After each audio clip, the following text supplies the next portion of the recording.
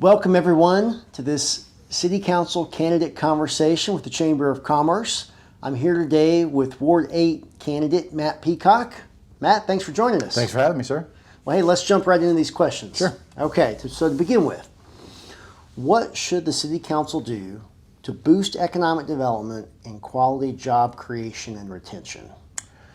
Well, the city of Norman has this moniker, the city of festivals, and I really think we need to kind of lean into that ready-made branding, embrace what's called the experience economy. I'm not sure if you're familiar with that term or not, but it's basically OU football, Norman Music Fest, Jazz in June, Medieval Fair, all these great events that bring outside tax revenue to Norman through hotels, gas stations, restaurants, and that is what is going to drive sales tax collections in Norman.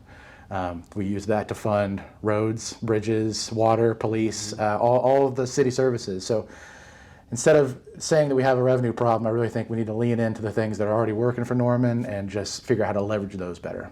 Okay, very good. Yeah. Next question is a hotly talked about topic right now.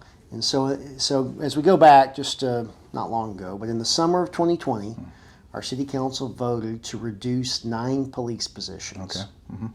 We currently are staffed at 162 officers, authorized at 171 officers, and the voters have twice approved the public safety sales tax to achieve a total of 189 officers.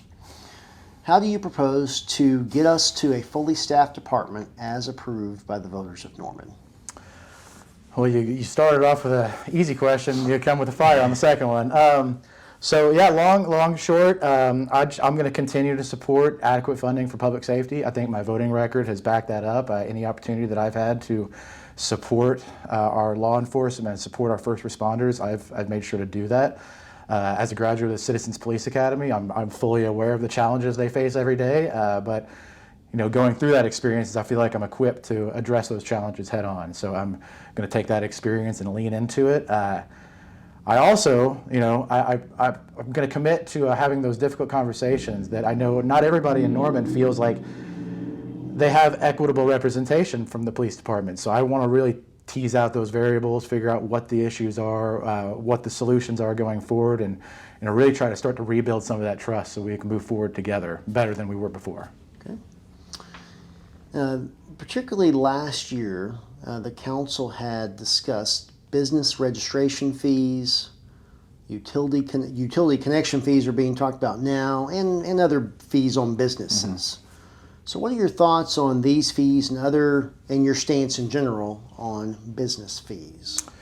I think if they go to improve the business environment in Norman, that it's a worthy cause. I mean, I think that, we don't want to create a regulatory environment in Norman that disincentivizes businesses to come here. So if there's a mutual benefit to be had by business and city with those fees, and I think they're appropriate. But again, we want to remain competitive with other cities, especially our neighbors to the north that are having a lot of success with commercial enterprise. So I just think we need to create an environment that is hospitable to business. Okay.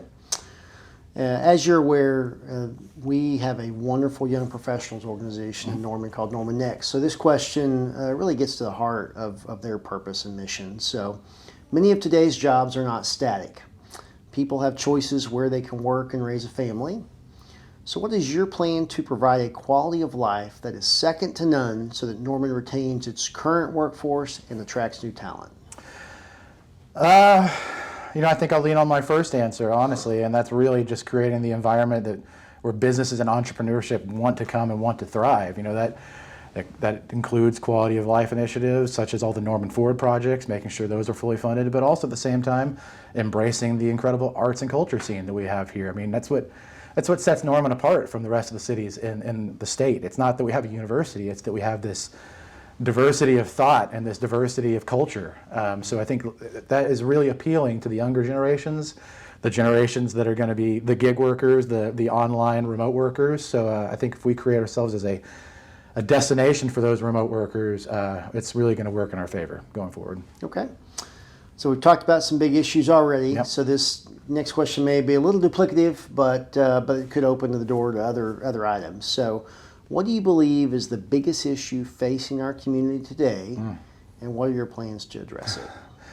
I think it's the division and tribalism we see across this city. It seems like we can't even coexist anymore. That if you've got a differing viewpoint, I'm out to destroy your viewpoint. I'm not here to figure out where the common ground is, and that's something that I pride myself on, is finding that common ground, being that bridge between both sides. I just want to advance a positive vision for Norman, and if you're talking about something that doesn't play into that is partisan politics, I'm really having a hard time with that. So I'm just going to try to focus on the local issues that matter the most, and really try to be a bridge to heal that divide.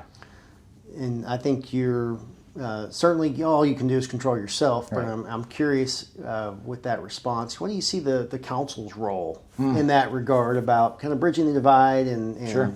that kind of thing? Well, I think we need to treat each other as colleagues. I mean, I think that that kind of common decency and lack of respect has gone out the window a long time ago. And again, if you're on one side of the aisle or another, or you wear one color or the other, then you automatically discount the other color. And I don't think that should be it. We should be measuring people's responses and approaches on the content of that response, not how it's colored or not what political party it belongs to. So first and foremost, I think we have to realize that local politics, it's supposed to be a nonpartisan office. So we need to get back to that root and that core, because right now it's just pulling every issue to one side of the extremes of the other is really, it's making us spin our wheels and keep us stuck in the mud. Okay, well, hey, we've come to the end of our questions. Okay, How about that? That wasn't bad. So anything you want to share with our membership before we wrap things up? Yeah, so I've got a little statement here that I'd just love to read. So as an architect and passionate urbanist, I will continue to work to make Norman's built environment more pedestrian friendly, healthy and vibrant, with a focus on responsible development practices and historic preservation. As an independent voice for Ward 8, I'm going to focus on the local issues that matter the most, without letting the partisan politics kind of control that narrative. Like I said before, I'm a bridge candidate, independent voice, pride myself on seeing both sides of the coin. So really just want to do what I can to bring the city back together. Very good. And if anybody has any questions or they want to get in touch with you and your campaign, Yes. what's the best way to do that? You can email me at matt@peacockward8.com, or you can call my cell phone number, which is 405-876-9166. Very good. Matt, Yeah. thanks for joining us I appreciate the today. We opportunity. Appreciate it. Certainly. And thank you for tuning in to this council candidate conversation with the Chamber of Commerce. I want to remind everybody to get out and vote on February the 8th, but before you do, become an educated voter. Thanks so much.